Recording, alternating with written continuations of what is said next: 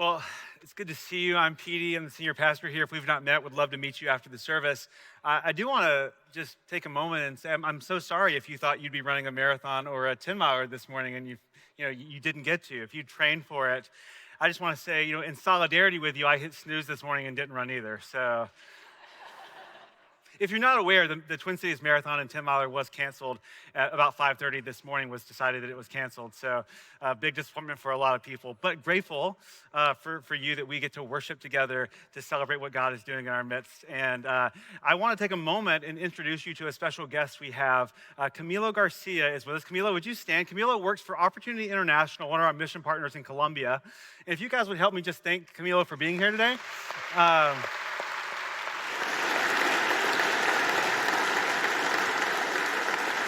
Camilo will be hanging around after the service. Would love to meet you. Stop by, say hello, ask them about the work that they do in Colombia. We've been partners with OI for like 30 years, and Camilo is vice president for partnerships in Latin America, but he lives in Bogota, and he was with us in Colombia a few weeks ago when we were there in Cartagena checking out the work that OI does there. If you'll remember, some of you that were here back in at Easter, we took up an offering to give to Opportunities work in Colombia with what they were rolling out called the graduation model. And the graduation model, a bit confusing, not like graduation in an academic or school sense, but graduation like graduation out of poverty. And so we got to see some of the work firsthand, and it was such a joy to see. You'll meet Camilo. Camilo is incredibly like mild-mannered and chill and really easygoing. And then he would get with the clients on the ground in the graduation model, and he would give these really fiery like pep talks to them. And we were like, oh my goodness. Like, and I don't speak Spanish, so I got like none of it, but it was so passionate. And then those who did speak Spanish were like, yeah, what he was saying was so inspiring and so encouraging. And because I really believes that this model, which is not about just one thing, but about sort of a wraparound of their lives, is helping people move out of some of the worst poverty imaginable into opportunities for their life. And what I love about the graduation model is it really is holistic. It's not just about economics or work or family or community or faith. It's about all of the things working together to help a person to grow and to change and to graduate out of poverty. And what we believe actually about faith is the same thing. That faith is not about what happens just on a Sunday in a sanctuary. It's not about just the thing that happens in your Bible study, but that faith is an everyday, everywhere, everything part of our lives. It impacts work and play and school and family and marriages and relationships, and it impacts everything. Right? We believe that the gospel is moving everywhere we go. And so over the past few weeks, we've been talking about what we've been called practices of openness, shared practices of openness that are meant to help us as a church commit to being people that are open to what God is doing, that we're following God's lead in our church. And we've talked about reflection and relationship and invitation. And today is the final week we're talking about integration. And I would encourage you to go back and listen to those sermons because I think they're setting a foundation for where we're headed as a church and what we want to see people doing in their faith. But what I'm aware of is that integration may not be a familiar word for many of us. Like reflection, relationship, invitation, we get those words. Integration might be a slightly different type of word. And so if you're asking what is integration, what do we mean by that? We just mean that your faith matters wherever you go. That we desire to help you integrate your faith into all the spaces where God takes you throughout the course of your week. On Saturday, Sunday, Monday, Tuesday, and beyond, that we desire for your faith to be integrated into your whole life. And this is different from maybe what a church has traditionally called missions, where we send people across the world or into other parts of the city to do mission work. It includes that, but it's really a bigger vision that God has us where we are for a reason. And sometimes he sends us places, and sometimes the places that we're going as we're going about our daily lives, we're called to pay attention to what God might want to do with us and through us and in us in those spaces as well. And we as a church want to talk about practices of integration because we believe it matters when you're a Christ follower and you find yourselves in all of these spaces. We've been talking about for the last few weeks, since September 7th, that we want to be a church that's open to how the gospel moves. And vision for a church, like a vision like being open to how the gospel moves, is about expanding our imagination that we can see what more God might have for us. And practices of integration is about seeing what more God might have for us wherever we find ourselves. And so I want you to grab a Bible or grab a Pew Bible, or words will be on the screen, but look up Jeremiah chapter 29. Jeremiah is about in the middle of the Old Testament, about a third of the way through your Bible. Jeremiah chapter 29, and Jeremiah was a prophet. In the Old Testament, God's people, the Israelites, the Jewish people, they had prophets that would speak to them. They were mouthpieces for God to the people. They would share messages from God. And what you need to know about Jeremiah 29 is that God's people, the Israelites, some of them were no longer living in Jerusalem. They were no longer living in Judah. They were living instead in this place called Babylon, in a foreign land, because they had been exiled and taken away and conquered to a foreign land. And so Jeremiah is writing a letter to them. Jeremiah actually is still in Jerusalem. He's writing a letter to the exiles, the Jewish people living in Babylon. So we're going to pick up Jeremiah 29, verse 4. It says, "This is what the Lord Almighty, the God of Israel, says to all those I carried into exile from Jerusalem to Babylon." So pause right there. Right? So this is a message to those who were from Jerusalem but are now living in Babylon. And depending on what source you look at, if you're asking how long have they been in exile, the answer is somewhere between 2 and 15 years, which I realize is a long time span, but it's a long time. They've been living in exile in Babylon, but it's what we would consider like a first wave of exile. And so if you can imagine, if one nation kind of goes across hundreds of miles and conquers another city and starts to take their people away, they do it in waves. And they don't take everybody. And so what's happened is kind of a first wave of Jewish exiles have been taken from Jerusalem to Babylon. And they're sort of what you would consider like the top of society, the most affluent, the most educated were taken away first, kind of the ruling class. And that's on purpose, right? You take the ruling class away from a people, then the assumption is it kind of descends into chaos and they need someone else to swoop in and save the day for them. But they took the ruling class, was over in Babylon, and they had become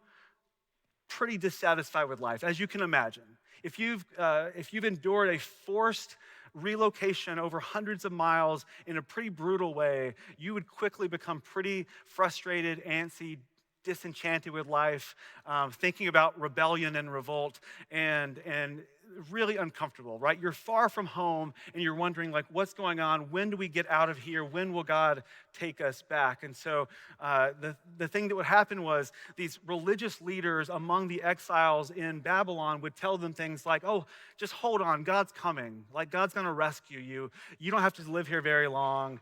You don't have to endure this. We're going to get out of here. And that was a comforting message, as you can imagine. We don't have to stay here long. God's going to rescue us. But pick back up in verse 5. Here's what God tells them. Build houses and settle down. Plant gardens and eat what they produce. Marry and have sons and daughters. Find wives for your sons and give your daughters in marriage so that they too may have sons and daughters. Increase in number there. Do not decrease. He's saying settle in. Get planted. And he gives them an imagination for not just being there for a while, but being there for what? Generations. Because he says, have kids and have your kids get married and let them have kids, right? Like, prepare to be here for a long time. This is an unexpected answer. This is not the answer, as you can imagine, God's people would have initially wanted, right? These people were their enemies. They had systematically destroyed their homeland, oppressed their people, and forced them to be relocated humiliatingly across that part of the known world. But it tells us something. It tells us something about how God works and about how God sees the spaces that we might deem lost, broken, secular, unchristian, whatever you want to call them. It says something about the way that God sees those spaces. Dutch theologian Abraham Kuyper once said that there is not a square inch in the whole domain of our human existence over which Christ, who is sovereign over all, does not cry, mine. So we think about Jerusalem, we think about Babylon, we think about Minneapolis, and Christ is crying, mine. This is where I dwell. These are people that I love. And so the exiles that were in Babylon, they were longing for home. They wanted to get out of exile. They wanted the comfort and the rest, the healing and the peace that would come from leaving Babylon and going home. That was the way that they would find peace and flourishing, was to get exile over with. But God says something different. God says, get ready to stay a while. I have a purpose for you right where you are. Get ready to stay a while. I have a purpose for you where you are. And just like the Israelites, we may not have suffered under forced relocation, but we don't like discomfort. And yet it's the discomfort that God uses in them to help them see the possibilities that God is not just moving for them, but God is also moving for the Babylonians. And so maybe God uses the discomfort to tell us He has us somewhere for a reason, that He's opening our eyes to see that He's at work everywhere we go, even in the places where we're not comfortable, that He is working on behalf of others too, that they might see His love and the possibilities. What if God is saying to you, I have you there for a purpose? Integration opens us to join in God's work wherever we find ourselves. Because God wasn't just on the move in Jerusalem, God was on the move in Babylon, and He wanted His people to live as if that were true. That they were being encouraged to live with what one author calls a faithful presence. That God had them there so that their presence would matter.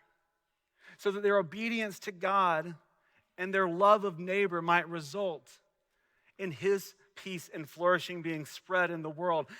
Practices of integration are meant to help us imagine how the gospel is at work, and that it would open us to new possibilities of how God might be using your faith so that others can flourish and others can experience peace and hope and joy in the world. I love the way that Christian writer Andy Crouch, he asked the question. He says, I wonder what we Christians are known for in the world outside of our churches. Are we known as critics, consumers, copiers, condemners of culture? I'm afraid so. Why aren't we cultivators? People who tend and nourish what is best in human culture, who do the hard and painstaking work to preserve the best of what people before us have done. Why aren't we known as creators? People who dare to think and do something that has never been thought or done before, something that makes the world more welcoming and thrilling and beautiful. What if God has them in Babylon to bring peace, to bring welcome, to bring beauty? What if God has us where we are to bring peace, to live in such a way that flourishing, that love and grace become tangible for our neighbors wherever we find ourselves? And peace can be a very generic word for us, but for the Jewish people, peace was a very specific word. It was the word shalom. And shalom really meant, what would it look like if God was king here? What would the world be like? What would this space be like if God truly reigned unhindered? And He wanted His people to bring that shalom, that they would live in Babylon as if God reigned in that space too. They weren't trying to make Babylon like Jerusalem. They were trying to show that the God of Jerusalem had power and presence in Babylon as well, and that it mattered. That it mattered how they lived, and that it mattered for the people of Babylon too. But we have options. We have options presented to us other than integration, and there are options that many of us find ourselves choosing, and many Christians find themselves choosing today. I want to point out 3 options other than integration. The first is just apathy. And people that are apathetic, they typically would call themselves a Christian, but most people would not ever know they were a Christian unless they mentioned they went to church every once in a while. Right? They don't live in a distinct way. They don't live in any uniquely Christ-like way. Their life is busy. That life's moving too fast. It feels like too tall of a task. And so they just go, I'm just going to enjoy life. I'm going to come to church every once in a while, but my faith really will not make a difference in my life. And that happens to some of us sometimes. Another path, and this path has become somewhat popular over the last few years, and in history it kind of ebbs and flows, is the path of withdrawal. Withdrawal. Sorry, you have to hit my southern accent come out a little bit there. Withdrawal. That we would retreat into cultural enclaves and Christian bubbles, that we just spend all of our time, we disassociate from the world, we spend all of our time just doing Christian stuff. We spend time with Christian people and at Christian schools, and I'm not knocking Christian schools, I think they have their place and they're important, but we close ourselves into bubbles, and we don't want any contact, if we can help it, with any non-Christian parts of our world. We're too worried that might infect us with something that God can't handle. And what happens is many of us end up living in Christian bubbles. We withdraw from society because we have too small of a vision of what God can do. We're worried that if we get too close to those people who don't believe or think or act like us, that we might be stained and that God can't handle it. But I love Anglican theologian N.T. Wright said that Jesus' resurrection is the beginning of God's new project, not to snatch people away from earth to heaven, but to colonize earth with the life of heaven. That's what God's desire is, to colonize earth with the life of heaven, to show Babylon that Jerusalem is better, that the ways of God are better, but not to try to make every space Christian and safe for us, but to make every space a space where God might be doing something and we can pay attention. And because a posture of withdrawal often involves a fair amount of standing from a distance and judging without any grace or joy or peace involved in the process. The third posture that some of us can take is just assimilation. And assimilation is different than integration, because assimilation is just, well, anything goes. I want to follow Jesus, and I want to do whatever I want to that the world offers. That I can just try to be and stay up with everyone else around me, and I can try to follow Jesus at the same time. The problem with this is that there's no discernment about what Jesus is calling us to. It's just, we're going to do whatever the culture says is best. We're just going to follow, we're going to let culture take the wheel of our lives. And I know many of us can get caught up in that, where we want to follow Jesus, but we also want to enjoy all the things of life. We want to fit in. We want to be cool. We don't want to be embarrassed or miss out on anything. And once you start letting the world have a hold of you, though, it's tempting just to assimilate into it. And all three of these postures that aren't integration are related to what Pastor Eugene Peterson once called a two-gospel Christianity. And by two gospels, he means that on Sunday, we gather together and we say that God is good, that the gospel is real, that the gospel has power to change our lives. And we've been trying to preach this to you over and over, that the gospel is a living power. It's the good news of Jesus' sacrificial love that changes everything. We really do believe it has power to change our lives. But that we gather together on Sunday and we say, yeah, that's the gospel, that's the good news, that's the way to a good life. But then for the rest of the week, we live as if we are in control of the way to a good life, that it's really all on our shoulders. And regardless of how you get to the second gospel, whether it's through assimilation or withdrawal or apathy, however you end up finding yourselves putting it all on your shoulders, again, we say that God is in control and he's good, but really we need to be good enough for ourselves. However you find yourselves there, what happens is we end up bearing that weight. And it's really about our power and our presence, our abilities, and our goodness that leads to a good life. And the reason practices of integration are so important is that they help us see our lives as spaces of anticipating God's power and presence wherever we live, work, and play, wherever we spend our time. The sacrifice of Jesus, the good news of Jesus, means that we get the transformative power of God everywhere we go. He's always changing us. He's always forming us and stretching us and growing us. It'll be imperfect. It'll be a bumpy ride. That's okay. And then we also get his presence everywhere we go. That it's not about doing better or trying harder, but believing that the gospel has redemptive power, and we want to open ourselves to that everywhere we go, every day. So if you're wondering, how do I practice integration? The answer is think long term, but intentionally seek peace in daily spaces. And that might not feel very concrete, but as we talk about a vision of a church that's open to how the gospel moves, that's not just about like, here's some stuff we're going to do. It's about a mindset change. And integration truly is about a mindset change. It's about a shift. And what we know about shifts in our lives is they happen over time intentionally. We want to think long term, see the way that God is moving, and trust that He's out ahead of us, that God is doing something more than we can see or imagine. And then live every day with the opportunities presented to us to bring peace into the spaces where we find ourselves. I mean, ask yourself the question, what would it be like for me to desire the flourishing of this space, to want these people to know God's shalom, His peace and His joy and His hope? Fill in the blank. Because the gospel moves everywhere, I trust flourishing is possible. I trust shalom is possible. I trust peace is possible. Where? In my family, in my marriage, in my classroom, in the boardroom, in the community I live in, on this sports team, in downtown Minneapolis.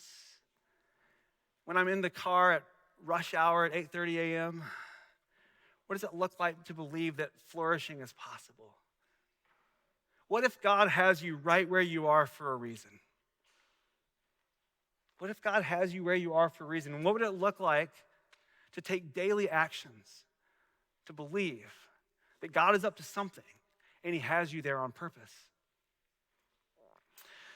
5 or 6 years ago, we had just been in town for a little bit, and we're kind of still getting used to this like lake culture, lake life stuff. And someone invited us to go on a sailboat in Minnetonka. My wife Ashley and I, they invited us to go out with them and some other couples. And so I was like, man, I've never been sailing in my life. I'm really excited about this. I can just imagine like the boat tipping over and like pulling on a rope and harnessing the sails. It's gonna be a fantastic time. And so we get to this yacht club on Minnetonka, and we get onto this boat, and we kind of go out into the a little harbor, a little watery cul-de-sac, the bay. We got into the bay. Lake life, right?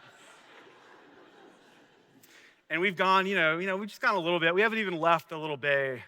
And the guy who's leading, the guy who's organizing this, he pulls out an anchor and just drops it. And then we just have wine and cheese for like 3 hours.